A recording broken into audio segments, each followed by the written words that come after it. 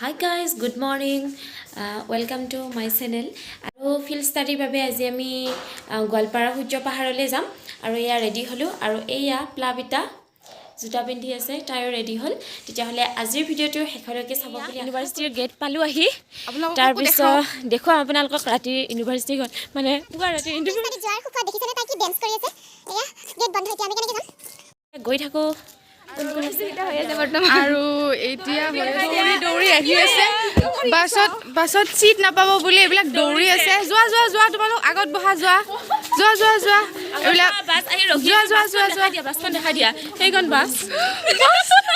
এতিয়া মানে হৈ আছে ফটো উঠা পৰ্ব আৰু মেমৰ লগত ফটো উঠি আছে চবে সেইটো কাৰণে মানে আৰু এইটো হৈছে জোনালী কেমেৰামেন আৰু এইবিলাক চব বাছত উঠিলো আৰু এতিয়া আৰম্ভ যাত্ৰা এয়া অৰিন্দম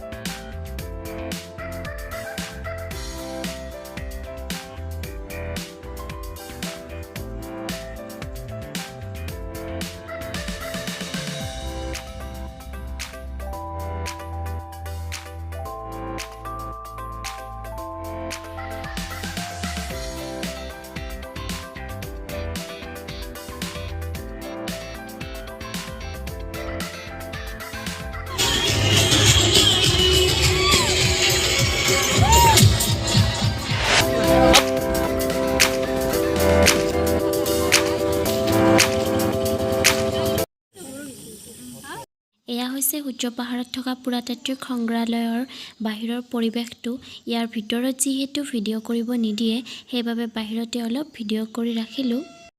আৰু ইয়াৰ তাত্ত্বিক বস্তুবোৰ অধ্যয়নৰ বাবে সংগ্ৰহ কৰাত আমিবোৰ ব্যস্ত আমি এতিয়া মিউজিয়ামৰ পৰা ওলাই এতিয়া মন্দিৰলৈ গৈ আছোঁ তাতে কি দেখুৱাম আপোনালোককো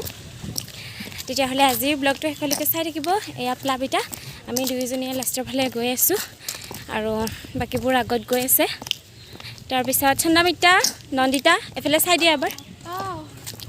হাই দি দিয়া এবাৰ আমি সূৰ্য পাহাৰত আহিছোঁ ফুল মস্তি কৰি হাই দিয়া অনামিকা এবাৰ হাই কেনেকুৱা লাগিছে বহুত ধুনীয়া অনুভৱটো কৈ দিয়াচোন তোমালোকৰ অনুভৱ কেনেকুৱা আমি নাচি আহিলোঁ ইয়াতে আহি কিবা নতুন বস্তু চাই আছোঁ মিউজিয়ামখন চালোঁ ভাল লাগিছে আৰু পৰিৱেশটো কেনেকুৱা লাগিলে মিউজিয়ামটো ভাল লাগিছে বাৰু আৰু অলপ চোৱাৰ বাকী আছে আহিছোঁ হে এতিয়া চাই গম পাম আৰু ন এয়া হৈছে সূৰ্য পাহাৰৰ মূল সূৰ্যৰ মন্দিৰটো আৰু আগতে বেলেগ এঠাইত আছিলে আৰু এতিয়া নৱনিৰ্মিতভাৱে ইয়াত স্থাপন কৰিছে আৰু এয়া হৈছে সূৰ্য দেৱতাৰ মূৰ্তি আৰু এয়া হৈছে শিৱ শক্তিৰ ত্ৰিশূল মন্দিৰ ইয়াত ত্ৰিশূলৰ পূজা কৰা হয় আৰু লগতে আছে এইটো শিৱ মন্দিৰ এই দুয়োটা শিৱ মন্দিৰেই হয়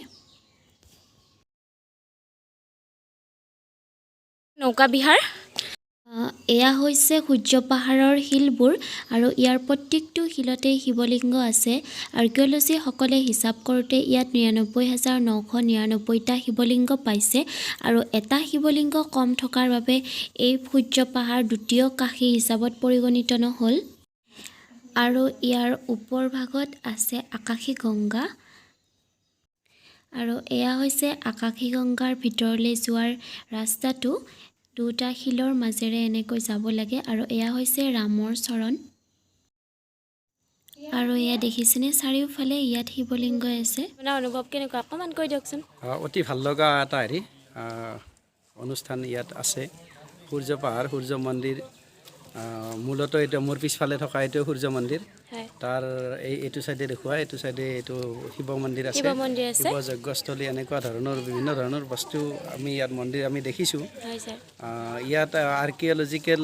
মিউজিয়াম পুৰাতত্ত্ব বিভাগৰ টুৰিষ্ট বিভাগৰ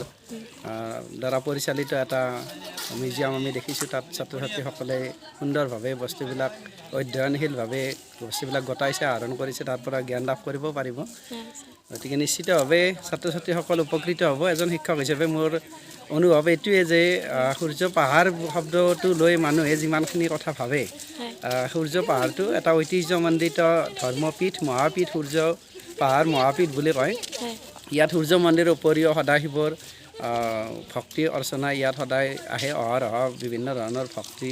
ভক্তসকলৰ সমাগম হয় গতিকে এই অনুষ্ঠানটোৰ অসমৰ আমাৰ গোৱালপাৰা জিলাত অৱস্থিত অসমৰ ঐতিহ্য মান মৰ্যাদা সকলো আমাক বহন কৰিছে ইয়াত ভাৰতীয়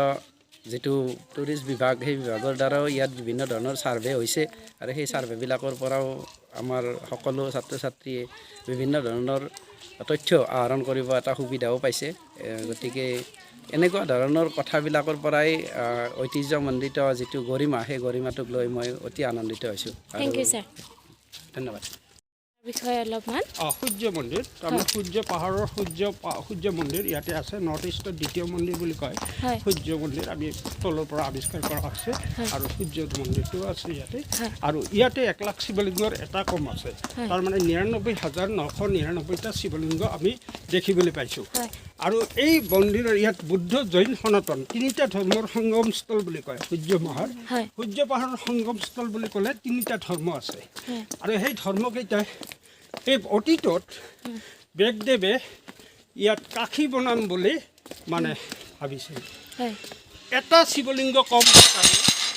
কাশীখন নহ'ল এতিয়া ইয়াত কাশীত 1 লাখ শিৱলিংগ আছে কিন্তু ইয়াতে কাশীৰ কাৰণে এটা কম হ'ল সেইকাৰণে দ্বিতীয় কাশী বুলি কয়